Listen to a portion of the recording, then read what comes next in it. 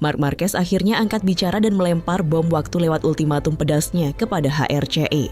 Apa gunanya talenta signifikan jika tidak didukung fasilitas mumpuni? Pernyataan ini seolah menjadi tamparan keras melihat nasib Veda Ega Pratama yang harus menderita di peringkat ke-24 pada sesi latihan pertama. Bagaimana mungkin seorang predator lintasan asal Gunung Kidul dipaksa bertarung menggunakan senjata tumpul melawan dominasi KTM Squad yang begitu dikdaya?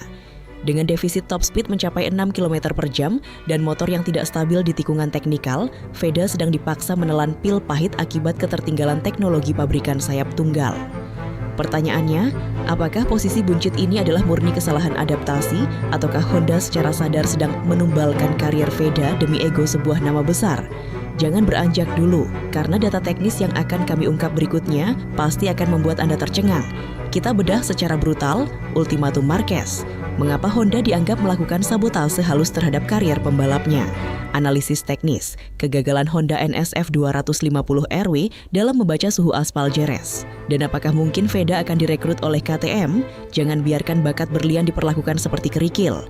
Simak analisis mendalamnya sampai tuntas. Ayo Veda, kamu pasti bisa. Kondisi yang dialami bocah ajaib asal Gunung Kidul di sirkuit Jerez ini rupanya memancing atensi yang jauh lebih besar, bahkan hingga menyerempet pernyataan sang legenda, Marc Marquez. Sang semut asal Cervera itu seolah melempar bom waktu lewat ultimatumnya kepada pabrikan sayap tunggal. Marquez secara gamblang menegaskan bahwa saat ini Honda sedang dalam fase darurat yang tidak bisa diselesaikan hanya dengan sekadar kerja keras yang klise. Ia menyentil keras manajemen tim dengan sebuah pernyataan menohok. Apa gunanya memiliki talenta yang signifikan? Apa gunanya menampung pembalap dengan bakat alami yang luar biasa jika tidak didukung oleh fasilitas dan mesin yang mumpuni? Logikanya sangat sederhana namun menyakitkan. Talenta sehebat apapun akan layu jika dipaksa bertarung menggunakan senjata yang sudah tumpul. Jika kita mau berandai-andai dengan sedikit imajinasi liar, bayangkan jika Veda Ega Pratama tidak duduk di atas jok Honda NSF 250RW yang sedang sakit-sakitan itu. Bayangkan jika bocah ini diberikan kunci mesin KTM RC 250 yang begitu didaya di tangan Kiles maupun Bartel. Hasilnya pasti akan sangat berbeda, 180 derajat terbalik dari apa yang kita saksikan sekarang. Veda yang kita kenal memiliki karakter late break yang sangat agresif, justru kehilangan senjatanya karena motor Honda saat ini tidak memberikan stabilitas yang cukup untuk melakukan pengereman ekstrem. Alih-alih melakukan flicking lincah di tikungan cepat Jerez, ia justru harus berjibaku menahan getaran motor yang tidak stabil. Pertanyaannya sekarang, akankah tim Honda mau membuka telinga lebar-lebar mendengar ultimatum dari seorang Marquez? Ataukah mereka tetap keras kepala dengan ego manufaktur yang merasa bisa membalikkan keadaan tanpa revolusi teknis yang radikal? Kita harus realistis melihat fakta di lapangan bahwa saat ini Honda sudah tertinggal beberapa langkah di belakang dominasi KTM Squad. Di Jerez, sirkuit yang menuntut segalanya dari sisi akselerasi dan traksi, kelemahan Honda terekspos tanpa ampun. Veda yang finish di posisi ke-24 pada sesi latihan pertama bukan karena kehilangan sentuhan magisnya, melainkan karena ia sedang dipaksa menunggangi motor yang memang tidak kompetitif di lintasan teknikal tersebut. Kondisi Veda saat ini sebenarnya berada dalam tekanan mental dan teknis yang luar biasa berat. Bayangkan, seorang juara yang biasa berada di barisan depan kini harus puas nongkrong di papan bawah, hanya unggul dari beberapa pembalap yang secara kualitas jauh di bawahnya. Namun kerugian ini bukan mutlak salah sang pembalap. Adaptasi dari mesin KTM yang ia gunakan sebelumnya di ajang lain menuju karakter Honda yang underpower di putaran bawah adalah sebuah tantangan yang nyaris mustahil diselesaikan dalam hitungan jam. Honda Asia harus segera berbenah, atau mereka hanya akan menjadi penonton setia melihat kejayaan pabrikan Eropa merajai podium. Dibutuhkan lebih dari sekadar keberanian untuk mengakui bahwa motor mereka sedang kalah telak. Sindiran Marquez bukan sekadar gertakan sambal, melainkan cerminan rasa frustrasi yang juga mungkin dirasakan oleh Veda di atas lintasan. Bagaimana mungkin seorang pembalap diminta bertarung di barisan depan jika untuk sekadar mengejar top speed lawan saja harus tertinggal hingga 6 km per jam? Itu bukan lagi masalah racing line, itu adalah masalah jeroan mesin yang sudah ketinggalan zaman. Kita akan terus pantau apakah ada mukjizat mekanis pada sesi berikutnya. Namun untuk saat ini, publik harus sadar bahwa talenta emas Veda sedang disia-siakan oleh tunggangan yang kehilangan taji. Kenyataan pahit ini seolah menjadi tamparan keras bagi para petinggi di HRC. Kita harus bicara jujur tanpa basa-basi. Performa Veda di hari pertama ini adalah cerminan dari ketimpangan teknologi yang sudah sangat mengkhawatirkan. Bagaimana mungkin seorang pembalap yang baru saja mencetak sejarah di Asia dipaksa menelan kenyataan pahit berada di posisi ke-24 hanya karena mesinnya kehilangan nafas di lintasan lurus? Selisih top speed yang mencapai angka gila tersebut bukan lagi sebuah tantangan, melainkan sebuah penghinaan terhadap talenta sang pembalap. Honda seolah membiarkan gladiatornya turun ke arena hanya dengan sebilah kayu, sementara lawan-lawannya dari kubu KTM sudah menenteng senapan otomatis. Logika teknis tidak bisa ditipu dengan jargon semangat pantang menyerah. Di sirkuit seteknikal Jerez, setiap milidetik yang hilang di akselerasi keluar tikungan akan terakumulasi menjadi jurang yang memisahkan antara pemenang dan pecundang. Veda sudah mencoba segalanya, bahkan mengoreksi catatan waktunya dari 1 menit 52 detik hingga tembus ke 1 menit 46 detik. Itu adalah bukti bahwa secara mental dan skill, anak muda ini terus memeras kemampuan maksimalnya. Namun, dinding pembatas itu bernama regulasi dan paket teknis Honda Asia yang tampak jalan di tempat. Jika ultimatum Marquez saja hanya dianggap angin lalu, lantas apa yang bisa diharapkan dari sebuah tim yang melihat pembalapnya menderita di barisan belakang? Sindiran yang menggigit ini seharusnya membuat manajemen Honda merasa gerah. Kita melihat bagaimana pabrikan Eropa seperti CF Moto dan KTM melakukan mapping kekuatan yang begitu presisi, sementara Honda masih berkutat dengan masalah stabilitas suspensi dan defisit tenaga yang kronis. Apakah mereka mau berbenah secara radikal atau hanya ingin terus menjual narasi proses adaptasi yang membosankan? Veda Ega bukan sekadar pembalap pelengkap. Dia adalah aset yang jika terus-menerus diberikan motor yang loyo, mentalitas juaranya bisa perlahan terkikis oleh rasa frustrasi. Fakta bahwa hampir seluruh motor Honda terpuruk di posisi buncit top speed adalah bukti sahih bahwa masalah ini sistemik, bukan lagi masalah individu pembalap. Harus diakui, kondisi aspal Jerez yang dingin mencapai 18 derajat Celcius memang membutuhkan kepercayaan diri tinggi terhadap grip ban depan. Namun, ketika motor tidak memberikan feedback yang jujur saat pengereman keras, pembalap sehebat apapun akan ragu untuk mengambil risiko.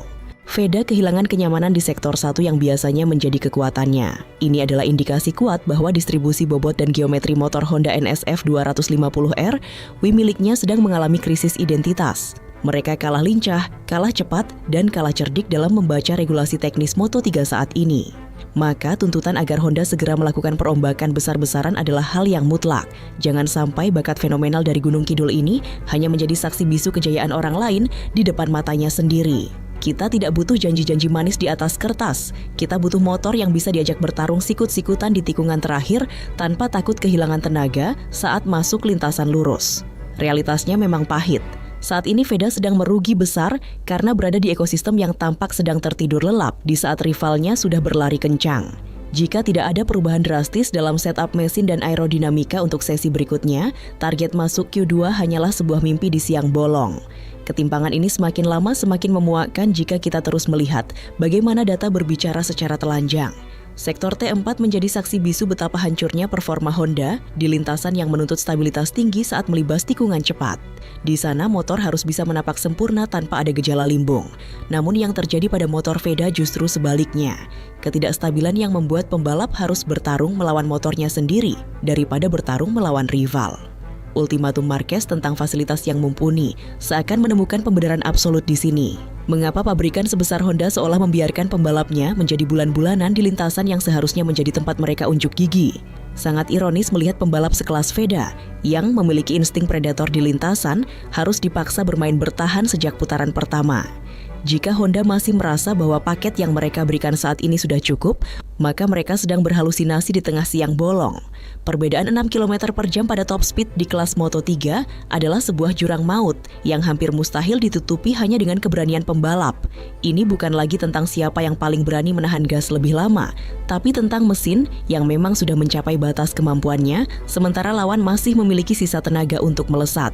Honda Asia harus berhenti bersembunyi di balik kata belajar dan mulai melakukan tindakan nyata pada sektor mekanikal.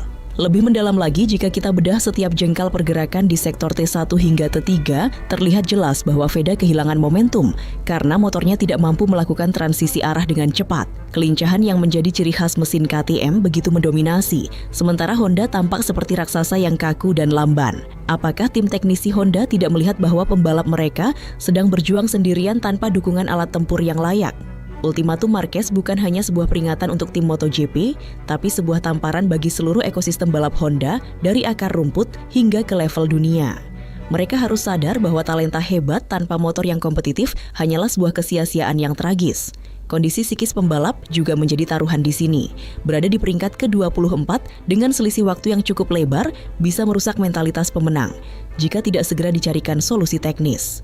Veda Ega Pratama adalah petarung, bukan pembalap yang hanya ingin meramaikan grid.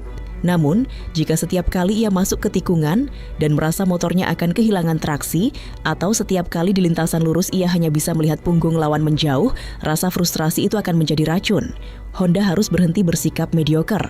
Mereka harus melakukan perombakan pada suspensi dan pemetaan mesin secara total, jika tidak ingin bakat langka ini layu sebelum berkembang. Realitas di Jerez telah membuka mata kita semua bahwa perang di Moto3 saat ini adalah perang spesifikasi, bukan sekadar adu bakat di atas aspal.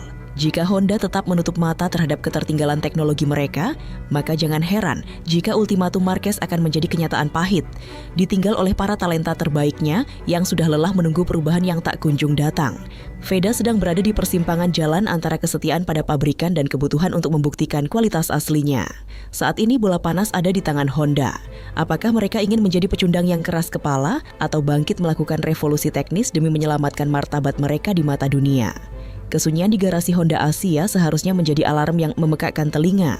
Kita harus melihat dengan mata terbuka bahwa setiap kali Veda mencoba menembus batas, ia justru membentur tembok teknis yang dibangun oleh ketidakmampuan pabrikannya sendiri.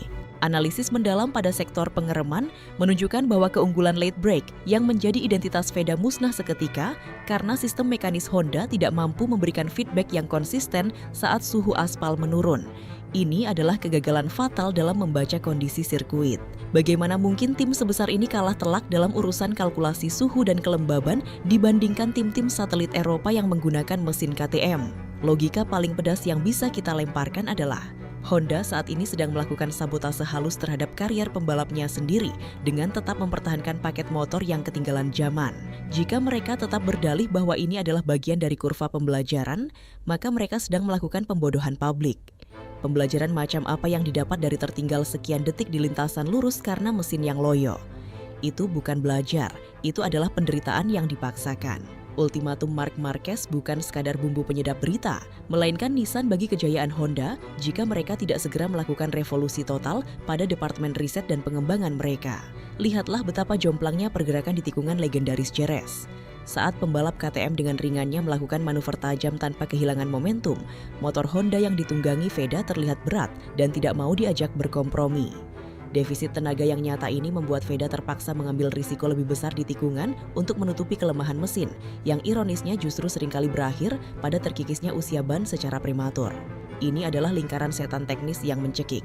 Jika Honda tetap menutup diri dari inovasi dan hanya mengandalkan nama besar masa lalu, maka posisi ke-24 akan menjadi hunian tetap bagi mereka di setiap seri. Kita tidak butuh lagi retorika tentang DNA pemenang. Jika faktanya di lapangan, mereka justru menjadi bulan-bulanan pabrikan yang lebih muda dan lapar akan kemenangan. Veda Ega Pratama telah menunjukkan kelasnya dengan terus memangkas waktu di setiap sesi, membuktikan bahwa jiwa petarungnya tetap menyala meski senjatanya karatan. Namun semangat saja tidak cukup untuk melawan teknologi aerodinamika dan efisiensi bahan bakar yang dimiliki lawan. Honda harus berhenti bersikap arogan dan mulai mendengarkan apa yang sebenarnya dibutuhkan oleh pembalap di atas lintasan. Pertaruhannya terlalu besar. Nama Indonesia dan talenta emas dari Gunung Kidul ini tidak boleh hanya menjadi tumbal dari manajemen tim yang lamban merespon perubahan zaman. Jika sesi latihan berikutnya tidak ada perubahan radikal pada setelan gearbox dan respons akselerasi, maka jangan salahkan publik jika mereka mulai membanding-bandingkan dengan betapa jauh lebih kompetitifnya jika Veda berada di kubu sebelah. Realitasnya sangat menyakitkan.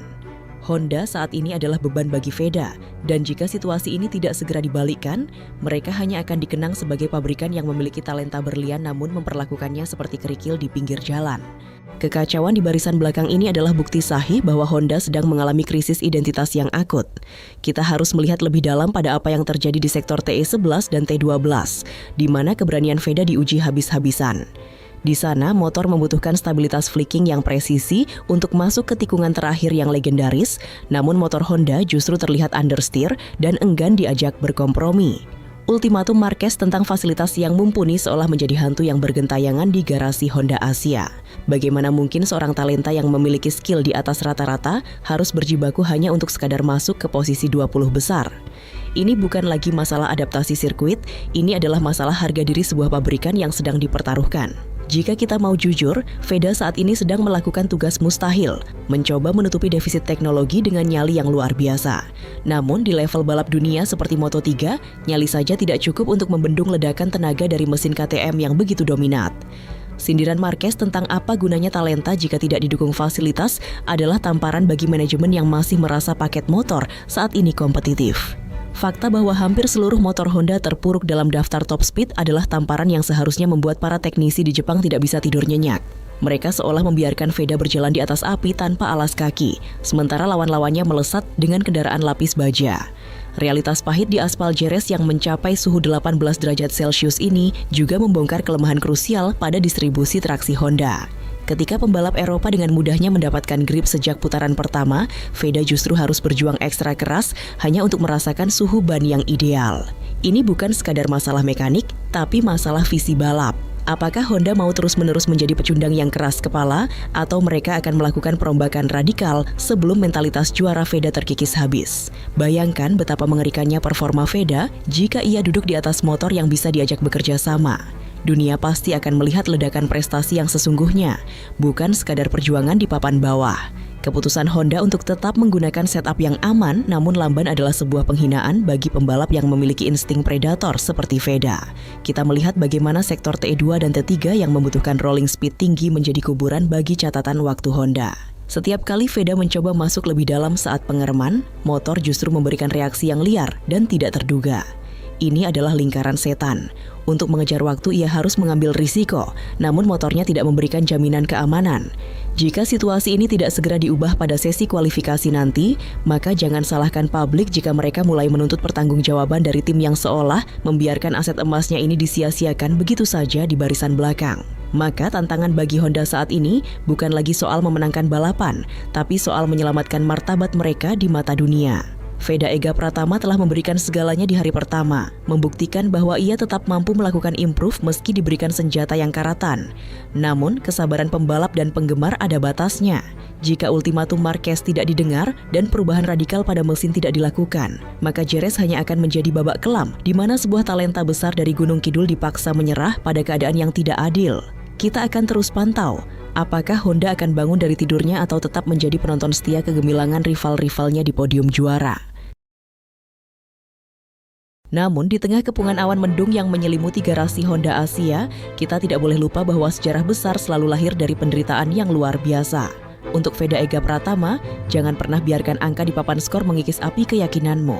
Ingatlah bahwa kamu adalah bocah dari Gunung Kidul yang telah mengguncang Asia, dan Jerez hanyalah satu anak tangga terjal yang harus kamu daki untuk mencapai puncak dunia. Kesulitan hari ini adalah kawah candra di muka yang akan menempa mentalmu menjadi baja. Teruslah memeras setiap tetes kemampuanmu, karena di setiap tikungan Jerez ada jutaan doa dari rakyat Indonesia yang mendorong motormu agar melaju lebih kencang. Kamu adalah petarung dan seorang petarung tidak pernah menyerah hanya karena senjatanya sedang tumpul. Ia akan mencari cara untuk menang dengan cara apapun. Untuk tim Honda, berhentilah meratapi kegagalan dan mulailah bangkit dengan semangat satu hati yang sesungguhnya. Ultimatum Marquez bukan untuk menjatuhkan, melainkan panggilan untuk bangun dari tidur panjang. Kalian memiliki sejarah panjang sebagai penguasa sirkuit, dan sekarang adalah saatnya untuk membuktikan bahwa raksasa ini belum mati. Berikan Veda motor yang layak untuk bakatnya yang luar biasa. Dengarkan setiap keluhan mekanisnya, bedah setiap data suspensinya, dan kembalikan taji Honda NSF 250 RW di lintasan. Jangan biarkan kerja keras pembalap muda ini sia-sia karena ego manufaktur. Ini adalah saatnya untuk menunjukkan pada dunia bahwa Honda bisa melakukan mukjizat di tengah keterpurukan. Bangkitlah Veda, bangkitlah Honda. Kita semua tahu bahwa proses menuju puncak tidak pernah ada yang instan. Jika hari ini kalian harus menelan pil pahit di posisi ke-24, biarlah itu menjadi bahan bakar untuk meledak di sesi berikutnya. Tetap fokus, tetap tenang, dan tunjukkan bahwa merah putih tidak akan pernah menyerah di kancah dunia. Kita percaya pada prosesmu, kita percaya pada talenta emasmu, dan kita percaya bahwa fajar kemenangan akan segera menyingsing di aspal Spanyol. Gaspol terus, jangan kasih kendor, karena perjuangan ini baru saja dimulai. Perjuangan ini adalah tentang pembuktian bahwa mentalitas juara tidak bisa diukur hanya dari selembar kertas hasil latihan. Veda, ingatlah bahwa aspal Jerez memang dingin, tetapi semangat di dalam dadamu harus tetap membara lebih panas dari knalpot motormu. Kamu tidak sendirian di sana. Setiap pengereman keras yang kamu lakukan di tikungan 1, setiap keberanianmu merebah di tikungan 13, ada energi dari jutaan pasang mata yang mengiringi langkahmu. Jangan biarkan defisit top speed menciutkan nyalimu. Karena sejarah mencatat bahwa pembalap besar bukan mereka yang selalu memiliki motor tercepat, melainkan mereka yang mampu menari di atas keterbatasan dengan teknik yang paling sempurna. Untuk Honda Asia ini adalah momen pembuktian loyalitas kepada talenta. Jangan biarkan Veda berjuang sendirian melawan angin. Sekarang saatnya para teknisi bekerja melampaui batas, mencari celah di antara data suspensi dan pemetaan mesin untuk memberikan nyawa tambahan pada Honda NSF 250RW. Tunjukkan bahwa semangat satu hati bukan sekadar slogan di fairing motor, melainkan sebuah komitmen untuk bangkit bersama dari titik terendah. Jika KTM bisa mendominasi, maka Honda harus bisa berevolusi. Dunia sedang menunggu kebangkitan raksasa Asia, dan Veda adalah ujung tombak yang paling tajam untuk melakukan itu. Mari kita tetap hari esok dengan kepala tegak. Posisi ke-24 hanyalah angka sementara, sebuah titik awal untuk sebuah narasi comeback yang legendaris. Veda, teruslah berkomunikasi dengan motormu, temukan ritme yang hilang, dan tunjukkan pada mereka bahwa anak Gunung Kidul punya nyali yang tak bisa dibeli dengan teknologi semahal apapun. Untuk seluruh pendukung, jangan berhenti memberi energi positif. Mari kita kawal perjuangan ini sampai bendera finish dikibarkan.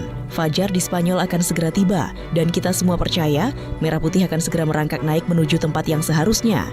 Gaspol terus Kang Mas, jangan kasih sisa. Spekulasi kini merebak di sepanjang padok Jerez. Mungkinkah Fajar di hari kedua nanti akan membawa mukjizat bagi sang bocah Gunung Kidul? Jika kita melihat data secara jernih, kejutan dari Veda Ega Pratama bukanlah hal yang mustahil, melainkan sebuah keniscayaan yang sedang menunggu momentum. Kita harus ingat, Veda adalah tipikal pembalap yang memiliki kurva adaptasi yang sangat curam. Ia menyerap data seperti spons dan mampu mengoreksi kesalahan hanya dalam hitungan lap. Meskipun mesin Honda sedang terengah-engah mengejar nafas KTM, jangan lupakan satu variabel yang tidak dimiliki pembalap lain. Determinasi murni untuk membuktikan bahwa ultimatum Marquez adalah titik balik, bukan titik akhir. Prediksi saya kejutan itu akan datang dari sektor pengereman dan kelincahan di tikungan teknikal. Jika tim Honda Asia berhasil membenahi masalah stabilitas suspensi depan malam ini, Veda akan mulai berani berjudi dengan titik pengereman yang lebih dalam. Ia akan memaksa motor Hondanya untuk menari di batas limit yang tidak berani disentuh pembalap lain. Kejutan bukan berarti langsung berdiri di puncak podium, namun keberhasilan merangsek masuk ke posisi 15 besar atau menembus Q2 akan menjadi tamparan balik bagi mereka yang sudah meremehkan talenta Indonesia. Veda akan membuktikan bahwa ketika mesin memiliki batas, maka skill adalah satu-satunya cara untuk menembus langit. Logika balap mengatakan bahwa Honda harus melakukan taruhan besar pada setup mesin untuk mengejar akselerasi keluar tikungan. Jika mereka berhasil memberikan tambahan traksi sedikit saja, Veda akan mampu menjaga ritme di sektor T2 dan T3 yang sebelumnya menjadi titik lemahnya. Kejutan sesungguhnya adalah melihat bagaimana anak muda ini tetap tenang di bawah tekanan luar biasa. Ia tidak akan panik dengan hasil posisi ke-24. Sebaliknya, ia akan menjadikan hasil itu sebagai peta untuk menyerang balik. Mata dunia akan terbelalak melihat bagaimana sebuah motor yang dianggap loyo bisa merayap naik perlahan namun pasti, membelah kerumunan KTM Squad dengan gaya balap yang agresif namun terukur. Kejutan ini akan menjadi jawaban telak atas keraguan publik. Veda tidak datang ke Spanyol hanya untuk menjadi pelengkap penderita. Dengan segala keterbatasan Honda, ia akan menunjukkan bahwa faktor manusia tetap menjadi penentu di atas aspal. Prediksi saya pada sesi kualifikasi nanti, kita akan melihat Veda yang jauh lebih klik dengan motornya. Ia akan memberikan kejutan dengan catatan waktu yang akan memangkas selisih detik secara signifikan. Inilah saatnya dunia melihat bahwa talenta besar dari Gunung Kidul ini memiliki mentalitas baja yang tidak akan hancur hanya karena satu hari yang buruk. Tetaplah waspada, karena ketika lampu hijau menyala nanti, Veda Ega Pratama tidak akan lagi ragu. Ia akan menyerang setiap jengkal aspal Jerez dengan keyakinan penuh. Kejutan besar sedang dimasak di dapur Honda Asia, dan jika semua variabel teknis berhasil bertemu dengan insting predator Veda, maka posisi papan tengah hingga 10 besar bukanlah sesuatu yang mustahil. Jangan pernah meremehkan macan yang sedang terluka, karena saat ia bangkit, ia akan menerkam semua keraguan dengan hasil yang membuat semua orang tercengang.